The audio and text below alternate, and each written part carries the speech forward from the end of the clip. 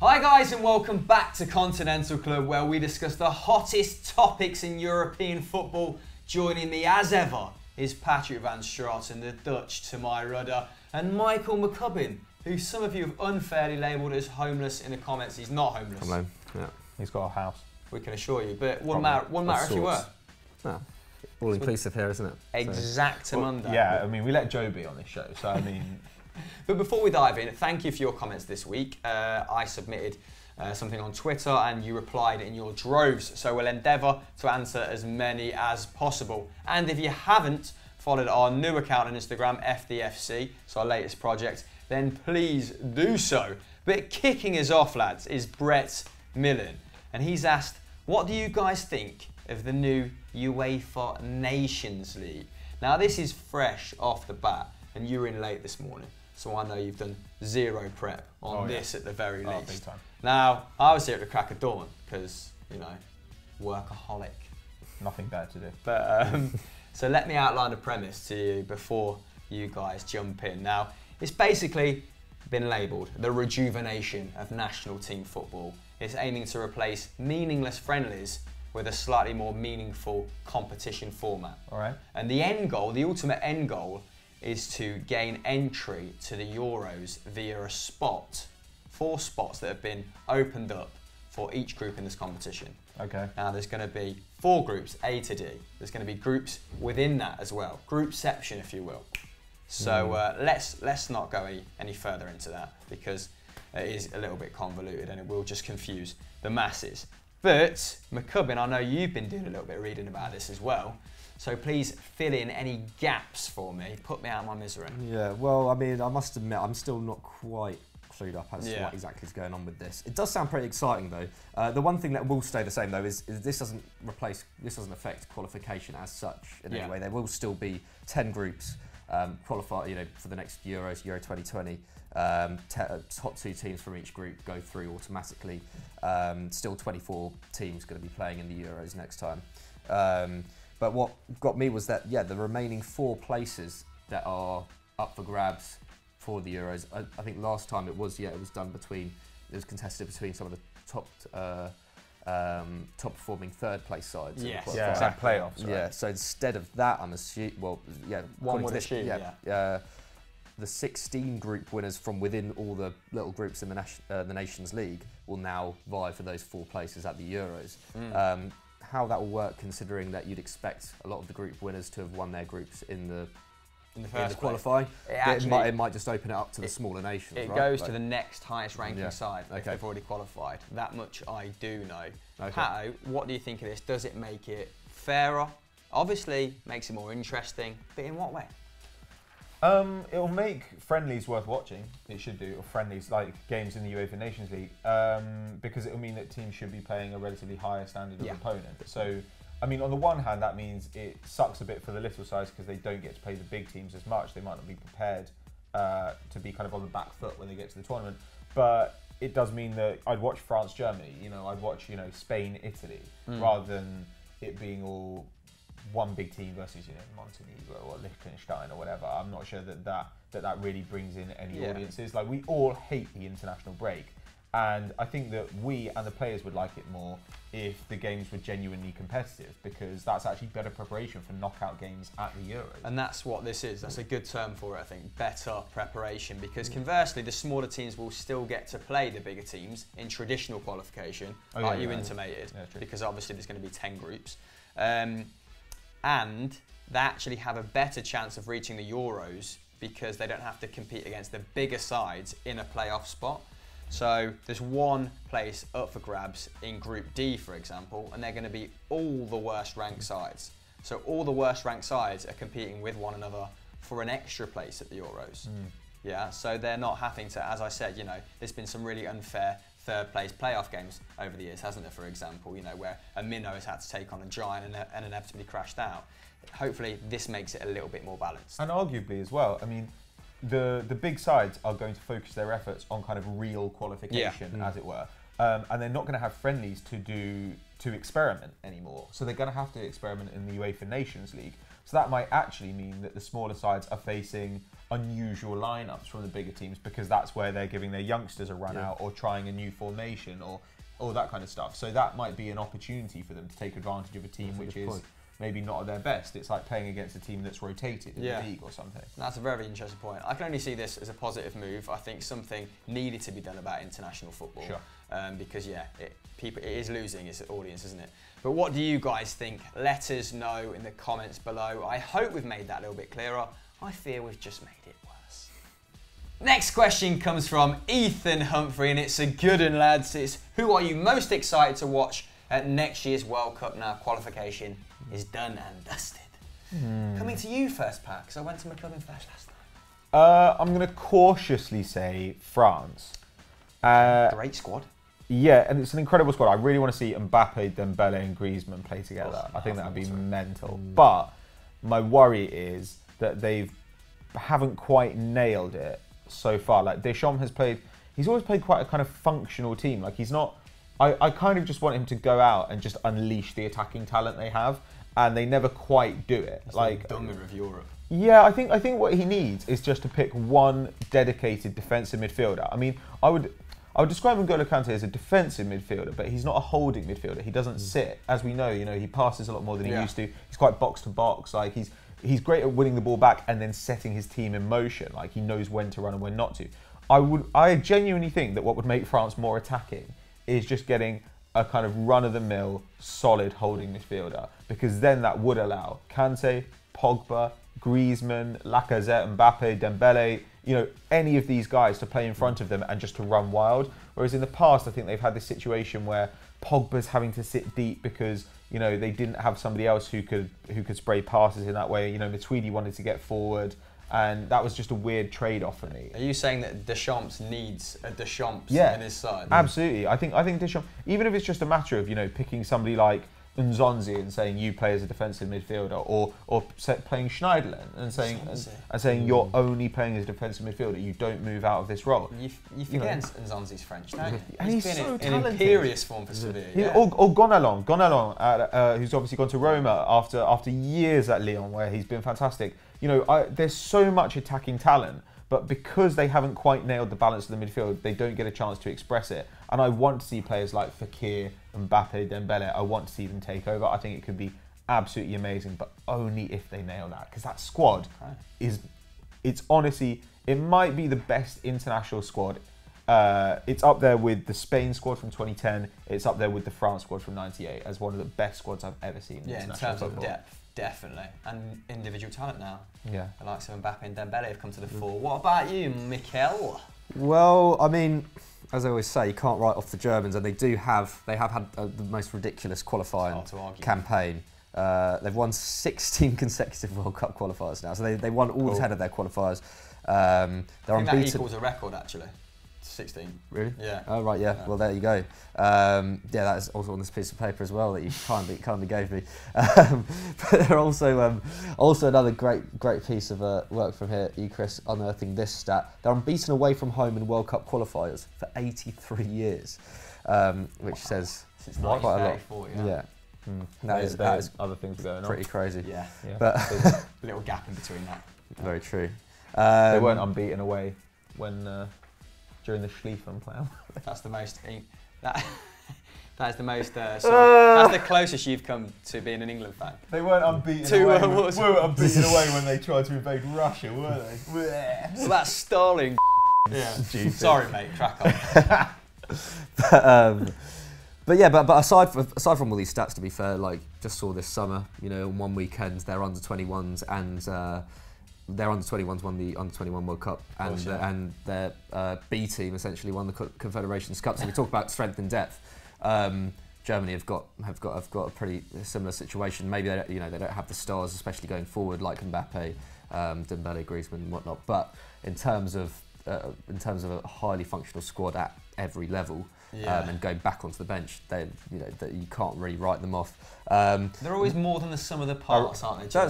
Yeah, for sure. They don't need that. They just have a plan, don't they? Yeah. Like so often with teams, we're like, this team doesn't have a plan, and the German national side always does. Like that team from the Confederations Cup, like that sort of youngster team. I think you'd back them to make like the quarters at the World Cup. I think like they're so good. Seeing Draxler as captain and Kimmich, who's got he's put up unbelievable numbers in this qualifying campaign, just starting as their second right back. Yeah, it's insane. Pretty crazy. I'd say Belgium as well, just because I do want to see them actually do something, because it's a classic golden generation situation. Obviously you had it with Portugal, had it with England about 15 years ago. But yeah, it's sort of similar with France. It's like they just don't seem to. They've got so much attacking talent, and yet, they have a coach in Roberto Martinez who doesn't really know how to defend. But at least they are, they're so entertaining. If you look at their results in qualifying, they were beating, like Estonia 8-1, and you've seen England struggle to put away teams like that. I think they beat Bosnia 4-0, and Bosnia are the worst team. They're the second highest scorers. After Germany, right? First, so 43 and 42 goals. Jesus.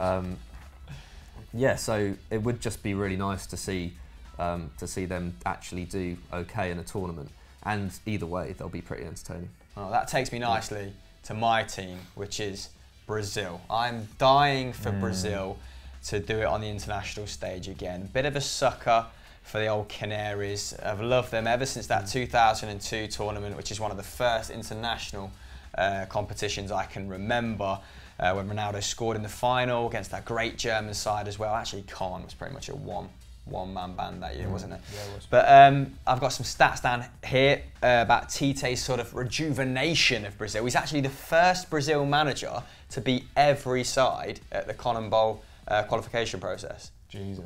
And you think about that, it's insane, isn't it? But he actually, he took over after 6 games as well, when Brazil were 6th and Argentina were 3rd. So the complexion of the brutal South American qualification process was not in Brazil's favour at all when he took the helm from Dunga, who, a little bit like Deschamps, was playing pragmatic, dull football, not what the federation or the fans wanted to see. But Tite took over. He found a number 9 in Gabriel Jesus, and deserves a lot of credit for actually giving him that starting berth when he wasn't playing for Manchester City, when he was just in good form for Palmeiras, was it? Before he brokered, Gabriel Jesus moved to Manchester City for £30 million.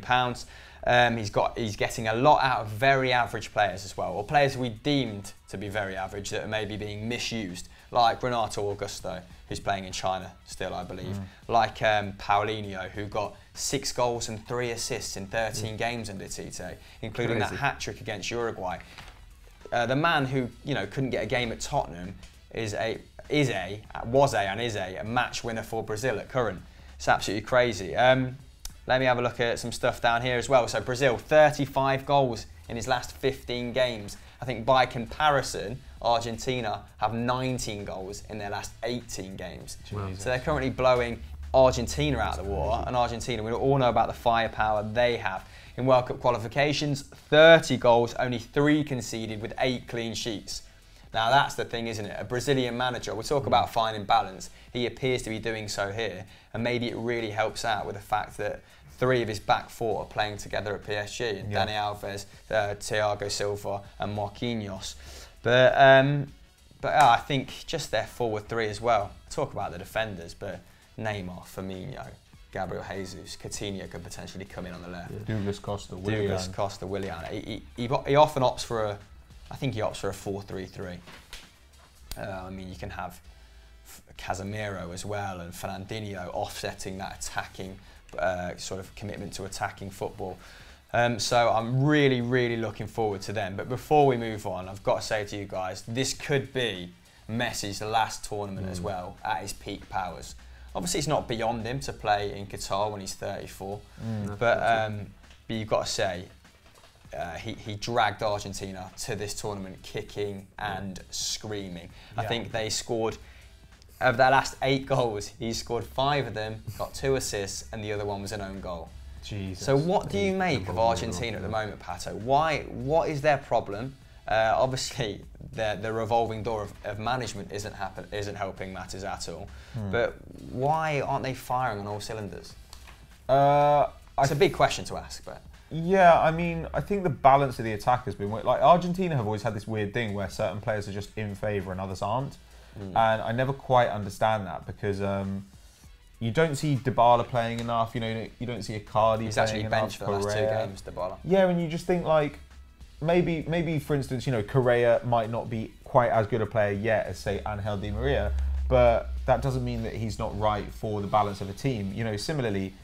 In the past, like Lucas Biglia, they always played him, but there was never quite, I don't know, something was just off about the midfield. I think it used to be Messi handles the attack, Mascherano handles the defence. Mascherano's a bit too old to do that on his own now, so I think they do need to rejig the side. Everyone laughed when Sampaoli did this thing earlier in qualification or in a friendly or whatever, when it was like he played like a 2-3-5 formation, but that is inevitably going to be the case. You've got no real talent. Like you look at their fullback positions and it's dire. Yeah.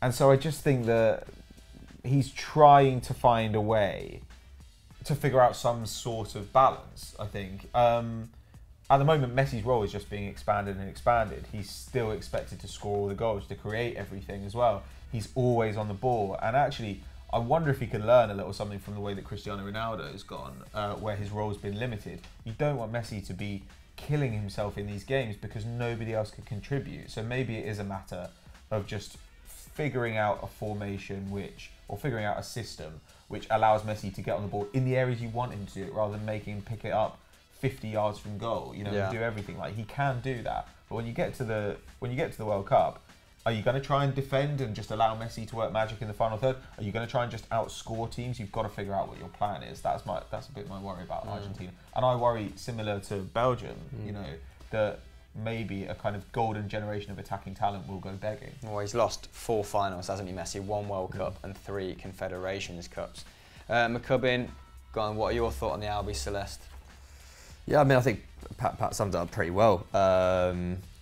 Yeah, it could go either way next summer, but I don't really know what to add, to be honest. But I think Brazil-Argentina would be an amazing final, and would be very timely as well if they were to come up against each other. It's kind of almost like a perfect time for them to meet. Yeah, slaying his neighbours in the final. Yeah, so we've got, who do you guys think are the favourites for the competition then, or who are you most looking forward to seeing? Sorry, Brazil, France, or Belgium? Let us know.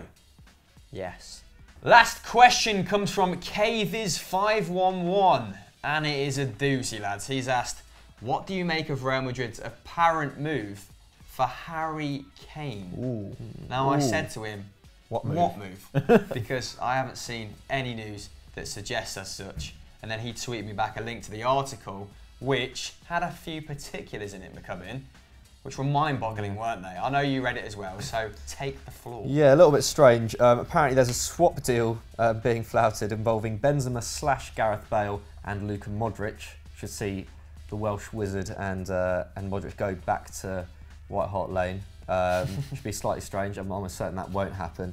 But also rumours of a 200 million euro bid.